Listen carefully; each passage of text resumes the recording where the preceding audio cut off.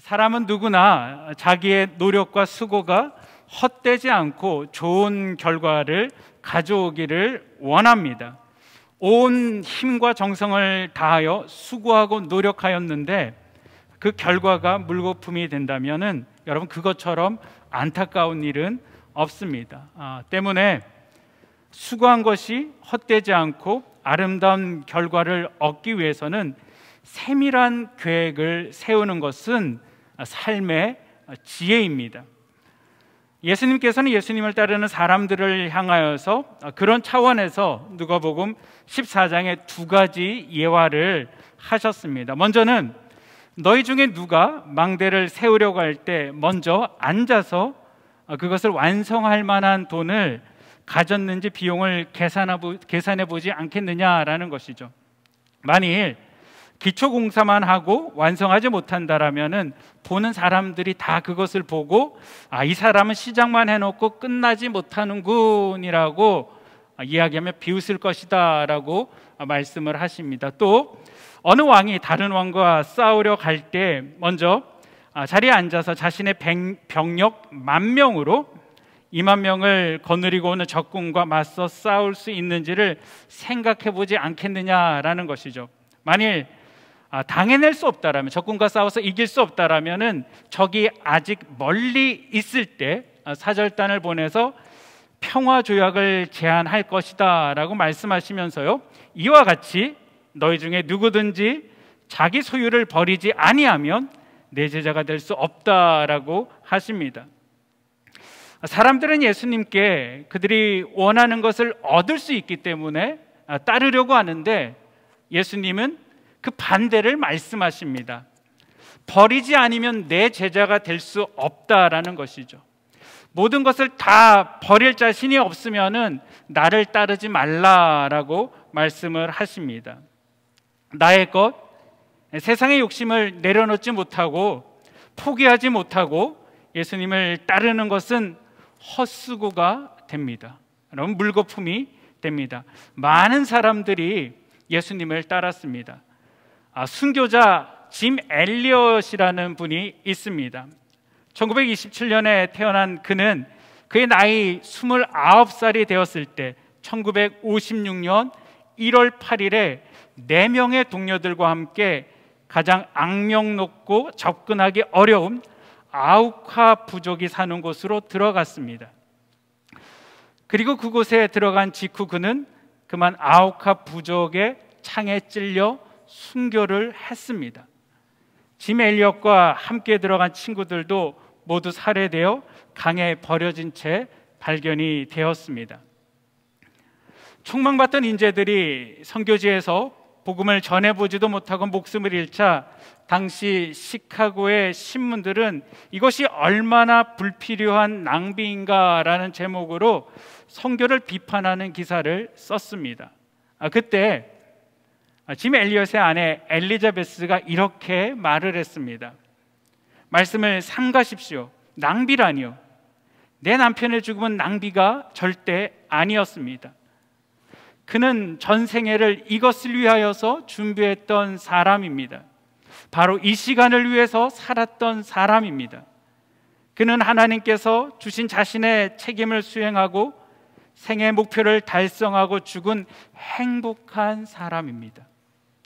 남편이 죽음을 당한 후 엘리자베스는 간호훈련을 받았습니다. 그리고 1년 후에 어린 딸을 데리고 다른 순교자의 아내들과 같이 바로 그 아우카 부족으로 들어가서 봉사를 하며 복음을 전했습니다. 다행히 이 아우카 부족은요, 남자는 죽여도 여자와 아이는 죽이지 않는 부족이었습니다. 그녀는 5년 동안 그곳에서 생활을 했습니다. 5년 후 부족을 떠나는 엘리자베스에게 아우카 부족이 추장이 물었습니다.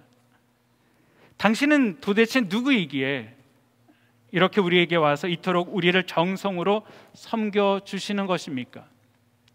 그때 그녀가 이렇게 대답을 했습니다. 우리는 당신들이 몇 년 전에 죽였던 그 사람들의 아내입니다. 여러분, 그러자 아우카 이 부족 전체는 다 뒤집어졌습니다.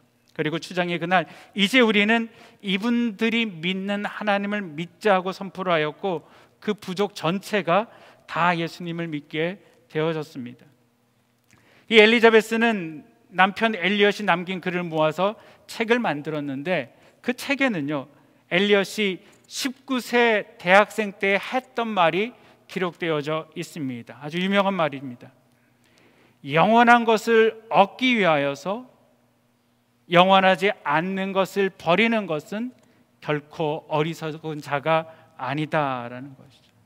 영원한 것을 얻기 위하여서 영원하지 않는 것을 버리는 자는 결코 어리석은 자가 아니다라는.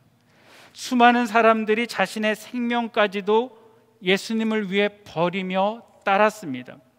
오늘 본문은 이렇게 우리에게 권면을 합니다. 우리 다 같이 고린도전서 15장 58절 말씀입니다. 앞에 배너에도 말씀이 준비가 되어져 있습니다. 스크린에도 준비가 되어져 있는데요, 우리 다 같이 말씀을 함께 읽겠습니다. 시작. 그러므로 내 사랑하는 형제들아, 경고하며 흔들리지 말며 항상 주의 일에 더욱 힘쓰는 자들이 되라. 이는 너희 수고가 주 안에서 헛되지 않은 줄을 알미니라. 아멘. 고린도전서 15장은 부활장으로 알려져 있습니다. 무슨 이유인지 정확하게 알 수 없지만 고린도 교회 교인 중에는 부활을 의심하는 자들이 있었습니다. 부활을 믿지 않는 자들의 생각은 모든 인류가 갖고 있는 보편적이고 어쩌면 참 합리적인 그런 생각처럼 보입니다. 그럼 어떻게 죽은 사람이 다시 살아날 수 있습니까? 여러분, 어떻게 죽은 사람이 다시 정말 살아날 수 있습니까? 여러분은 죽은 사람이 살아난 것을 직접 본 적이 있으십니까? 이 부활 사건과 관련된 하나님의 의심은 예수님께서 부활하신 직후부터 지금까지 계속 던졌던 질문입니다. 이 질문을 했던 사람 중에는 예수님의 제자였던 의심쟁이 도마도 있었습니다.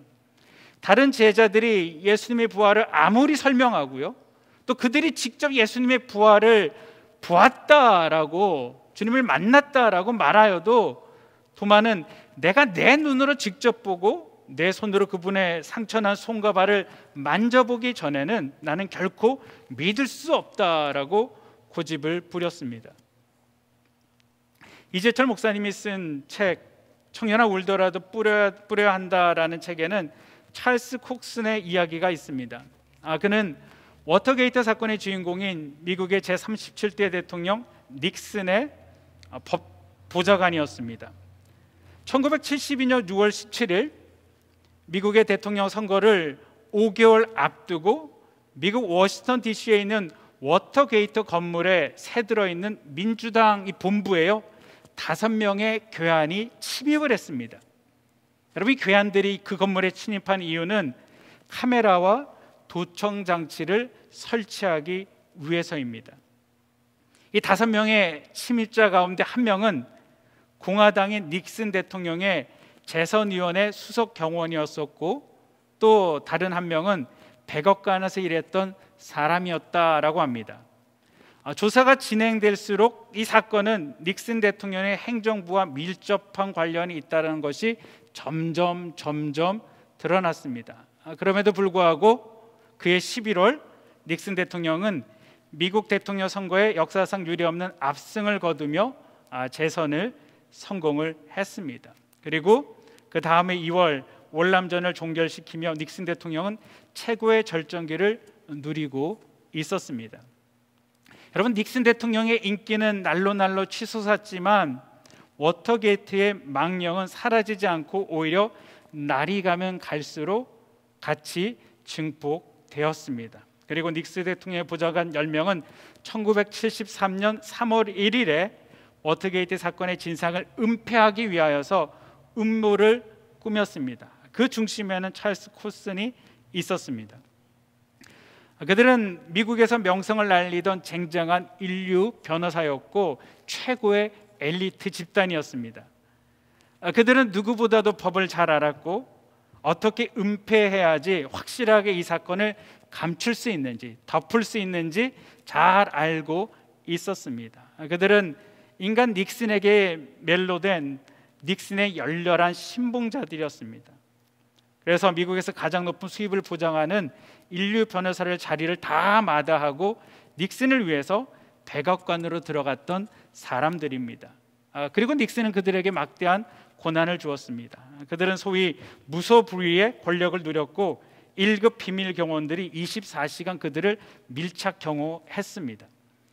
그 보좌관들은 그들이 누리고 있는 특권과 그들이 자신의 명예를 지키기 위하여서, 그리고 그들이 그렇게 신봉하는 닉슨 대통령을 위하여서 워터게이트 사건을 완벽하게 은폐하는 음모를 꾸몄습니다.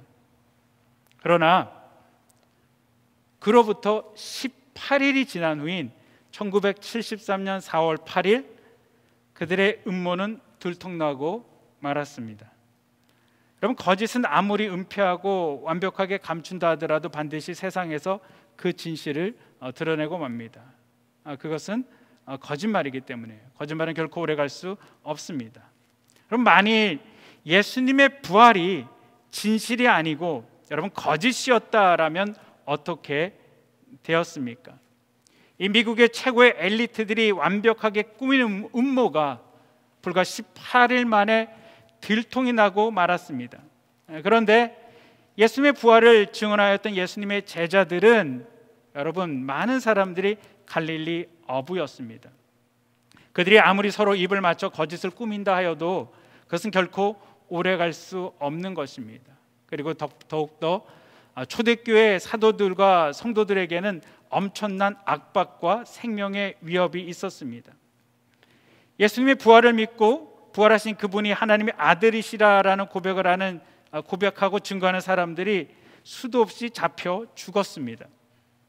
로마 당국은 기독교인들이 예수님을 부인하고 믿지 않는다라고 말을 하면은 무죄방면하였습니다. 얼마든지 죽지 않고 살아날 수 있었습니다. 그렇지만 경계장에 끌려온 그리스도인들은 조금도 요동하지 않고 찬송하며 죽음을 맞이했습니다. 그 어느 한 사람도 예수님의 부활이 거짓으로 꾸며낸 것이다 라고 말하지 않았습니다. 오히려 그들은 여러분 죽음으로 예수님의 부활을 증언하였습니다. 그들이 죽음 앞에서도 당당하게 부활의 증인이 될 수 있었던 이유는 오직 하나, 그것이 사실이기 때문입니다. 예수님의 부활을 확인한 도마는 교회 사회에 보면은요, 인도에서 전도를 하며 예수님의 부활을 증거하다가 체포가 되었습니다. 그 인도 사람들은 허무맹랑한 부활을 말하면서 백성들을 미혹시킨다라고 하면서 도마를 잡아서 펄펄 끓는 가마속에 던져 넣어 죽였습니다. 도마는 펄펄 끓는 가마 속에서 들어가 순교를 당하면서 너희들이 아무리 그래도 예수님은 부활하셨다고 증언하고 순교를 했습니다. 여러분, 바울은 부활이 없다면 자신이 그토록 복음을 위해 위험과 수고를 감수한 이유가 어디 있겠느냐라고 묻습니다.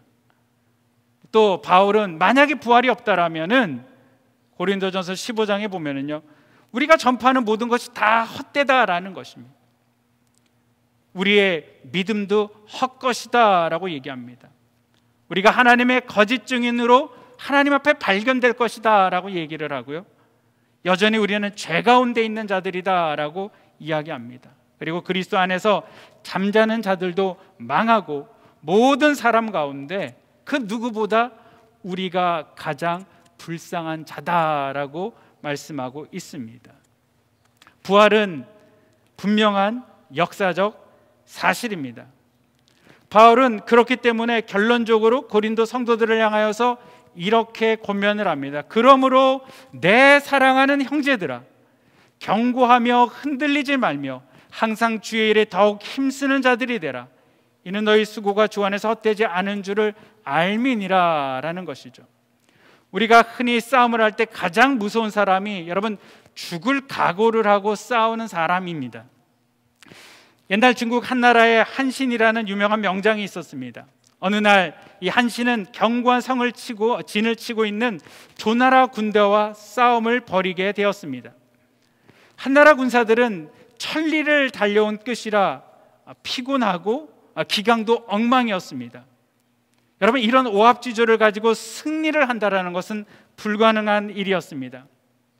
한신은 전쟁을 할 때 강을 등에 지고 진을 치게 한 다음에 싸움을 하였습니다. 그럼 조나라 군사들은 강을 등지고 진을 치는 한나라 군사들을 보면서 야, 이거 병법을 모르는 사람이 지금 이 전쟁을 하는구나라고 모두 비웃었습니다. 그리고 전쟁이 벌어졌습니다. 조나라 군사들은 저걸 한꺼번에 강물 속으로 몰아넣을 생각으로 성을 비우고 다 공격에 가담을 했습니다.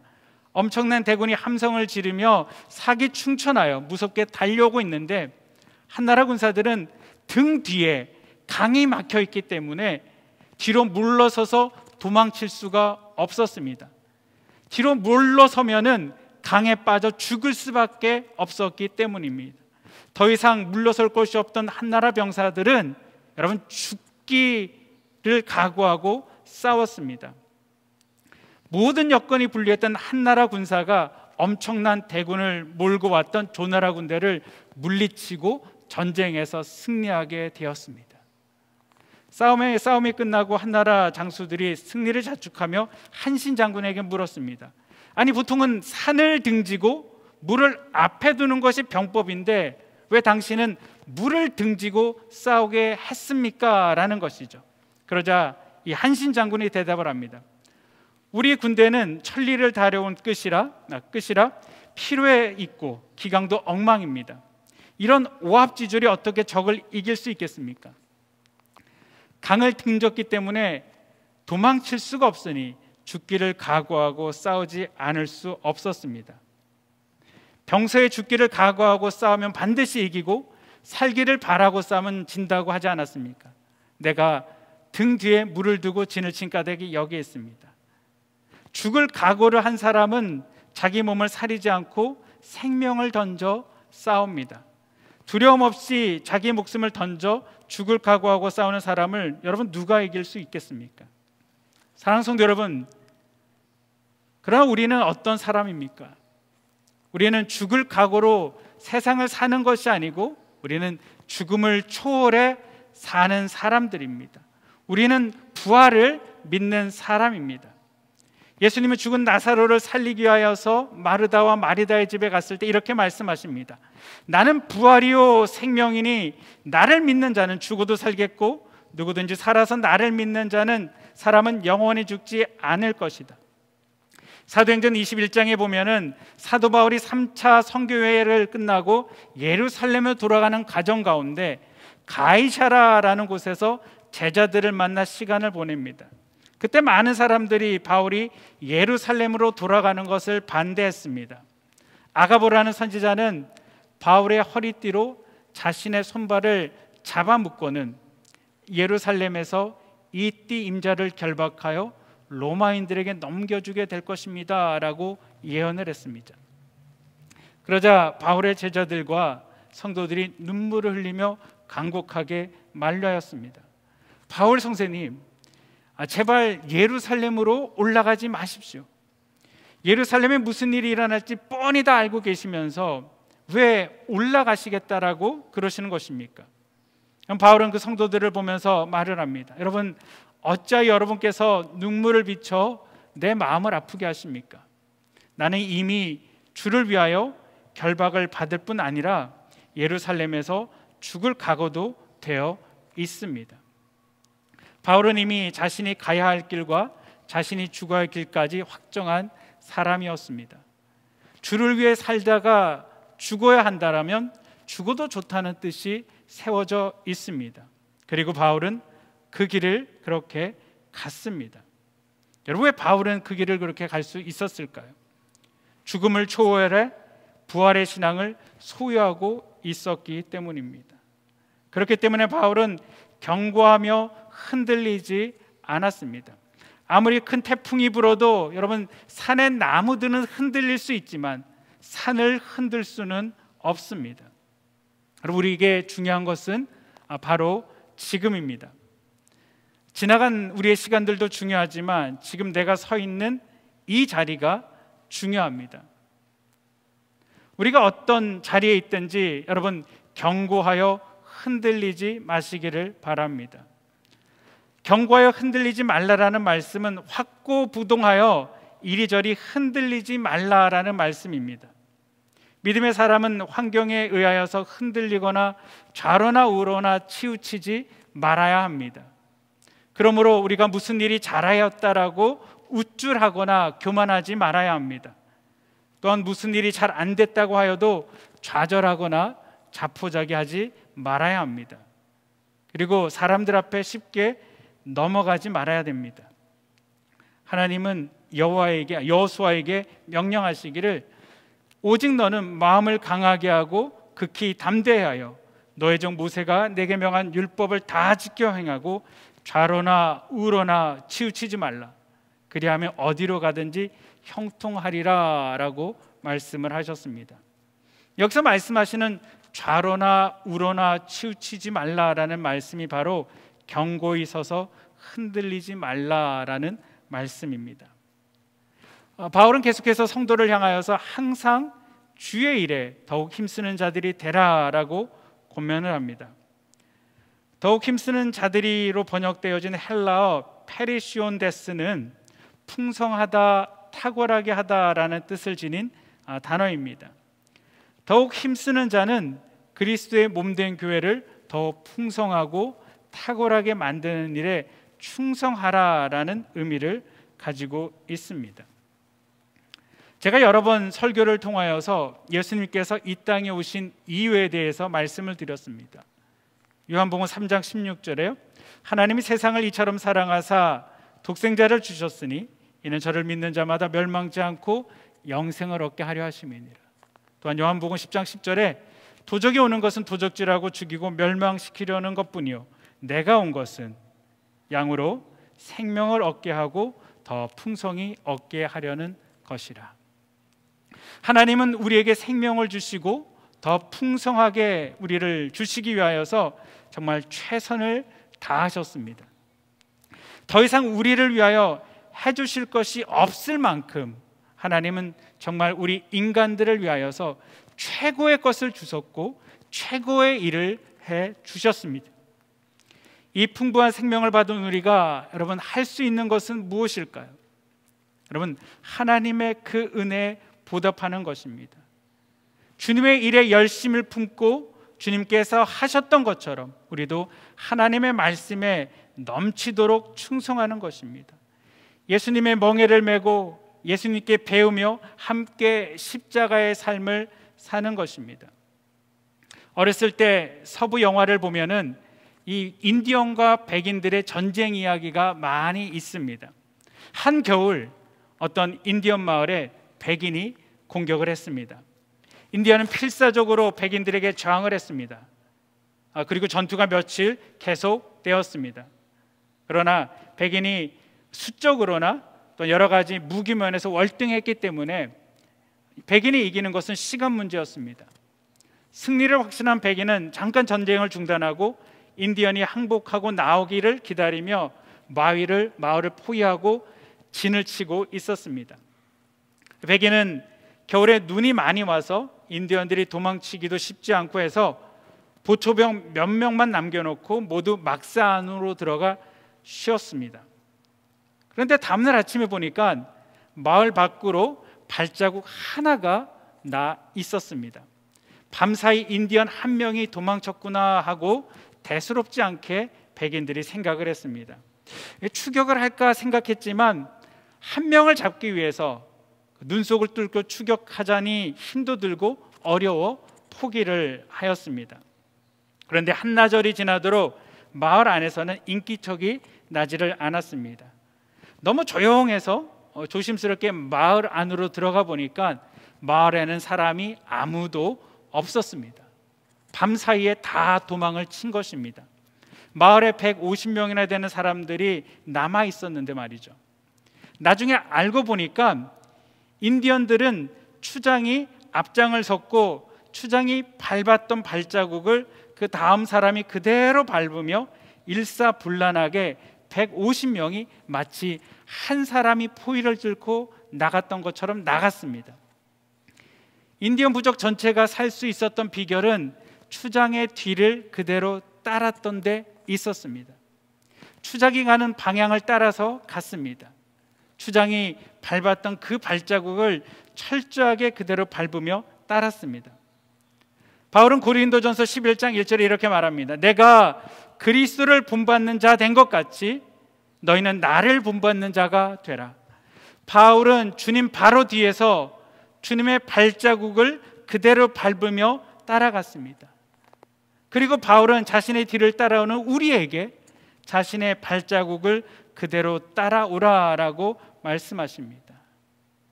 여러분, 바울의 삶을 우리가 다 얘기할 수 없지만 바울은 성령의 인도하심 가운데 순종했던 인물입니다. 그는 겸손과 눈물로 주님과 성도를 섬겼습니다. 남을 위하여 자신을 낮추는 삶을 살았고요, 자신의 유익보다는 남의 유익을 우선했습니다. 자기 몸을 처 복종시킨 삶을 살았고요, 다른 사람에게 피해를 끼치는 삶을 살지 않았습니다. 사랑하는 성도 여러분, 이런 바울을 바라보면서 저와 여러분들이요, 첫 번째는 가정을 풍부하게 만드는 일에 발자국을 남기시기를 바랍니다. 자녀들이 따를 수 있는 주님의 멍에를 메고 주님께 배우며 여러분 발자국을 남기시기를 바랍니다. 아이들이 힘들 때, 어려울 때 그 부모님을 기억하면서 부모님이 힘들고 어려울 때마다 어떻게 했는지 하나님 앞에 기도하는 모습을 보면서 하나님의 말씀에 묵상하는 것들을 보면서 여러분이 갔던 그 길대로 자녀들은 따라갈 것입니다. 여러분, 교회의 풍성함을 위하여서 성도들이 따를 수 있는 섬김과 헌신의 발자국을 남기시기를 바랍니다. 우리 교회 역사를 보면 수많은 믿음의 선배들의 그런 발자국이 있습니다. 저는 설교를 할 때마다 여러분들이 예화의 주인공들이 되기를 소망합니다. 어떤 이야기를 할 때마다 그 성도가 생각나는 것이 여러분 얼마나 큰 축복이겠습니까? 내가 그리스도를 본받는 자 된 것 같이 너희는 나를 본받는 자가 되라. 이 고백이 우리의 고백이 되기를 주님의 이름으로 축복드립니다. 바울은 끝으로 주님 안에서 우리의 수고가 결코 헛되지 않다라고 말을 합니다. 전도서를 기록한 솔로몬은 이스라엘 역사상 가장 많은 부귀와 영화를 누린 사람입니다. 그러나 그가 가장 최고의 것을 누림에도 불구하고 해 아래서 수고한 모든 것이 헛되고 헛되며 헛되고 헛되니 모든 것이 헛되도다라고 이야기를 했습니다. 솔로몬은 즐겁게 살려고 하는 노력이 헛되다라고 이야기합니다. 그는 눈이 원하는 것들, 마음이 즐거워하는 것들을 다 누렸습니다. 하지만 그가 고백하는 것은 이 모든 것들은 많은 재물은 바람을 잡는 것과 같다라고 이야기합니다. 여러분, 그는 지혜롭게 살려는 노력이 헛되다라고 이야기합니다. 인생을 아무 일이 없이 성공적으로 살고 싶었습니다. 그래서 모든 지식을 동원하여 모든 일을 잘 처리하려 했습니다.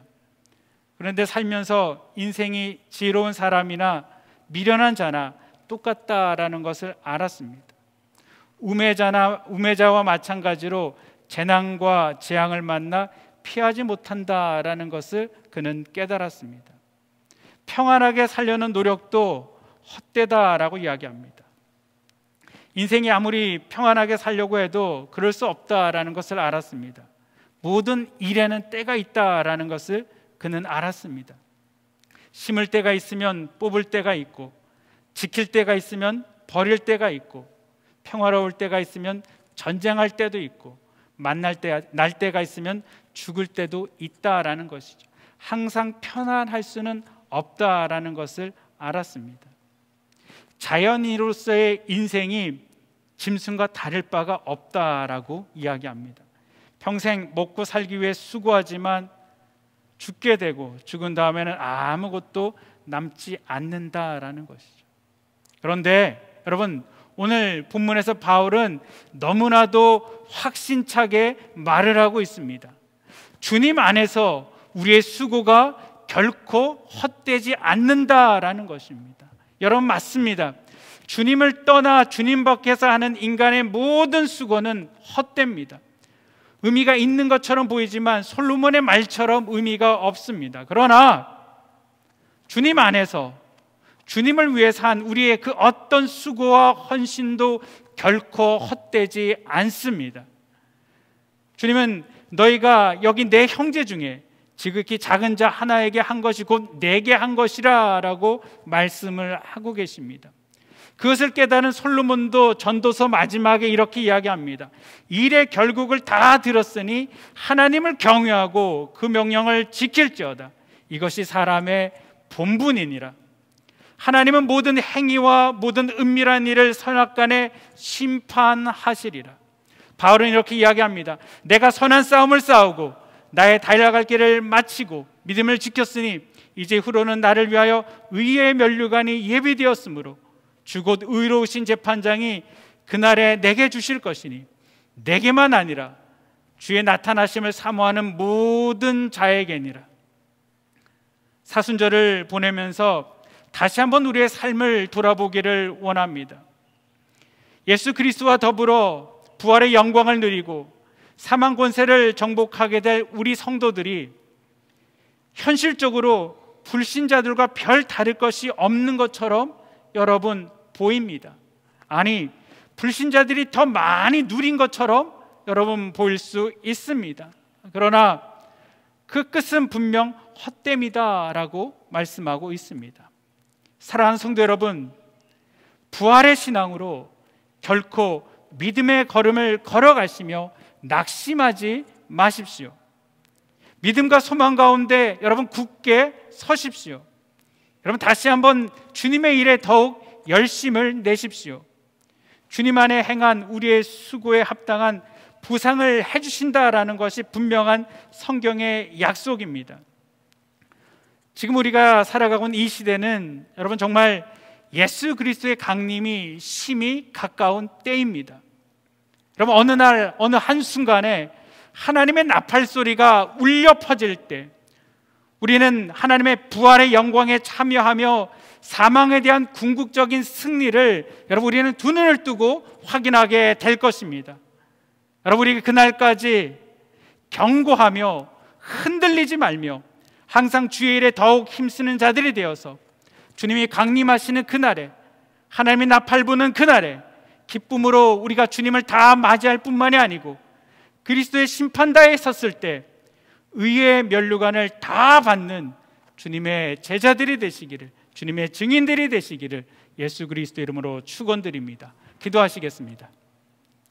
사랑과 은혜가 많으신 아버지 하나님, 감사를 드립니다. 아버지 하나님, 주께서 부활하시며 부활의 첫 열매가 되어주시며 아버지 하나님, 우리로 하나님 천국 백성 된 것뿐만이 아니고 부활의 소망 가운데 살아가게 하시니 주여 감사를 드립니다. 아버지 하나님, 우리는 죽음을 두려워하는 자들이 아니고 아버지와 죽음을 초월한 자들인 줄 아버지 하나님 믿습니다. 아버지, 우리의 끝은 하나님의 영광인 줄 믿습니다. 때문에 아버지 하나님, 지금까지 우리 성도들이 믿음으로 걸어왔던 길 아버지 하나님 주저앉지 않게 하여 주시옵소서. 아버지 하나님, 우리가 더욱더 견고히 서며 아버지 앞에 흔들리지 아니하며 아버지 항상 주의 일에 더욱 힘쓰는 자들이 되게 하여 주시옵소서. 하나님, 각자 살아가는 그 가정 가운데 믿음의 발자취를 남기게 하여 주시옵소서. 특별히 아버지 하나님, 교회 가운데 많은 성도들이 아버지 하나님 믿음의 발자취를 남기게 하여 주시옵소서. 그래서 우리 다음 세대들이 아버지 하나님 우리의 발자취를 바라보며 걸어가는 자들 주님 되게 하여 주시옵소서. 한 주간도 믿음으로 걸어가게 하여 주시옵소서. 우리 주님 의지하고 모든 말씀 우리 주 예수 그리스도 이름으로 기도드립니다. 아멘.